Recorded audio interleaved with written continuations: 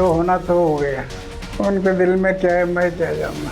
ये वही अन्ना हजारे हैं जिनके नाम से दिल्ली सरकार के खिलाफ आंदोलन की शुरुआत हुई थी। इसी चेहरे के नाम पर अरविंद केजरीवाल ने दिल्ली की जनता का भरोसा जीता, लेकिन जब बात कुर्सी तक पहुंचने की आई तो निशाने पर भी सबसे पहले वही अन्ना हजारे थे। ऐसे में केजरीवाल के इस्तीफे के ऐलान के साथ ही अन्ना हजारे का यह बयान बहुत कुछ कहता है। मैं पहले से ही बता रहा था, राजनीति में नहीं जाना, समाज की सेवा करो, बहुत बड़ा आदमी बन जाएगा। कई साल हम लोग साथ में थे, उस टाइम बार बार मैं कह रहा था कि राजनीति में नहीं जाना, जो होना तो हो गया, उनके दिल में क्या है मैं क्या जानना। केजरीवाल ने पद का मोह और कुर्सी तो त्याग दिया, लेकिन अब सवाल भी कई हैं, जिसमें सबसे बड़ा सवाल ये है, क्या वो बतौर मुख्यमंत्री मिली सारी सुविधाओं का भी त्याग कर देंगे? ये सवाल सबसे अहम इसलिए है क्योंकि कथित तौर पर मुख्यमंत्री आवास में नियमों की हेराफेरी कर बड़ा अवैध निर्माण कराया गया। बीजेपी इसके लिए प्रदर्शन कर विरोध भी जता चुकी है। उनका अपना निर्णय था, मैं जब तक जेल में रहूंगा इस्तीफा नहीं दूंगा। अब जिस ढंग से जेल में रहकर उनको चारों तरफ से घेरा गया, भाजपा द्वारा भ्रष्टाचार,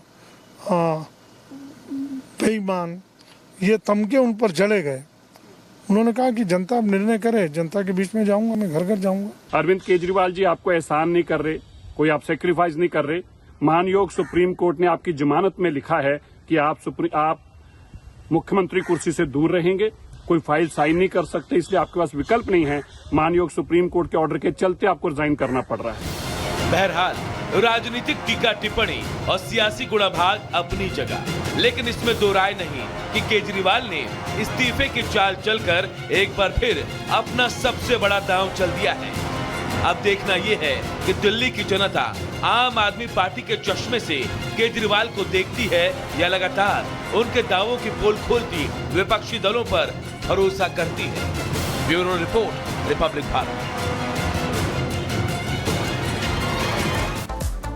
इस्तीफे को लेकर सियासी हलचल के बाद दिल्ली की जनता के मूड में क्या है, दिखाते हैं आपको। उग्रही अंत न होई निबाहु और काल नेमी जमीन रावण राहु।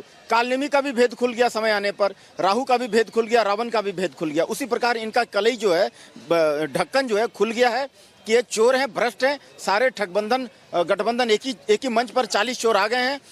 केजरीवाल सीएम, दिल्ली के मुख्यमंत्री, इतने बड़े मक्कार, इतने बड़े धोखेबाज, इतने बड़े विकास कार्यकर्ता इस दिल्ली को आज तक मुख्यमंत्री नहीं मिला। ये बिल्कुल निकम्मा सी सरकार है, इस दिल्ली को लूट के खाया है। और बात करते हैं हमने गरीबों के लिए काम करने वाली सरकार है, हमने गरीबों के लिए काम कर। इस दिल्ली के किसी भी झोपड़ झुग्गी में देख लो जहाँ गरीब लोग रहते हैं, हर झोपड़ झुग्गी में ऐसा नशा कोई सा नहीं जो खुलेआम नहीं बिक रहा हो। केजरीवाल ने विकास तो करा है, 150 जिलों का शहर बना दिया दिल्ली को। देखो आप जगह जगह गड्ढे हैं 4-4 फुट के। मुंडका की तरफ जाके देखो आप, बढ़िया झीलों का शहर बना दिया। और जब आदमी रंग बदलता है ना, गिरगिट की तरह रंग बदला है उन्होंने। मैं ये नहीं लूंगा, मैं वो नहीं करूंगा, मैं जनता के साथ चलूंगा, पृथ्वी का आदमी हूँ, धरती से जुड़ के चलाऊं। सारे कहने का मतलब इस्तीफा भी दे दें और पार्टी को बंद कर दें। पार्टी उनकी किसी काम की नहीं है, ठीक है।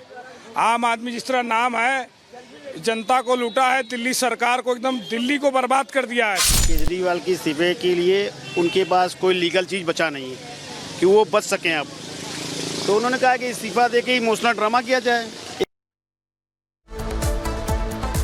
चलिए आगे बढ़ते हैं और अब बात कर लेते हैं केंद्रीय मंत्री रवनीत सिंह बिट्टू की, जिन्होंने राहुल गांधी को लेकर एक ऐसा बयान दिया जिसे लेकर अब घमासान शुरू हो चुका है। लगातार कांग्रेस की तरफ से रवनीत सिंह बिट्टू को घेरा जा रहा है, लेकिन आखिर रवनीत सिंह बिट्टू ने क्या कहा है, शिखा। बिल्कुल, कांग्रेस में पहले थे रवनीत सिंह बिट्टू, अब बीजेपी में शामिल हो गए हैं। उन्होंने राहुल गांधी को कहा कि वो सिखों को बांटने में लगे हुए हैं और साथ ही साथ उनको देश से प्यार नहीं है। एक रिपोर्ट इसी से जुड़ी आपको दिखाते हैं।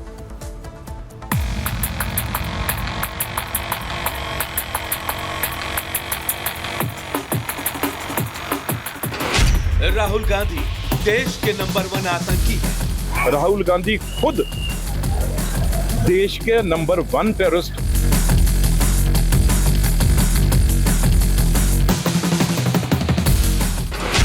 राहुल गांधी अब सिखों को बांटने में लगे हैं। और इस बार तो सबसे बुरी बात जो सिखों को बांटने की कोशिश की।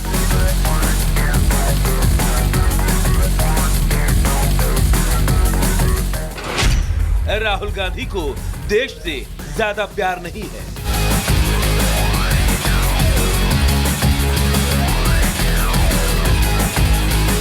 कहीं ना कहीं उनको अपने देश के साथ ज्यादा प्यार नहीं है। जी हां, यही वो बयान है जिस पर अब सियासी घमासान मचा है। केंद्रीय मंत्री और बीजेपी नेता रवनीत सिंह बिट्टू बिहार के भागलपुर पहुंचे तो थे वंदे भारत ट्रेन के उद्घाटन को लेकर, लेकिन उनके राहुल गांधी पर दिए बयान ने सियासी उबाल ला दिया है। पहले रवनीत सिंह बिट्टू ने राहुल गांधी को देश का नंबर 1 आतंकी बताया और फिर कहा कि देश के एजेंसियों को उन पर इनाम रखना चाहिए।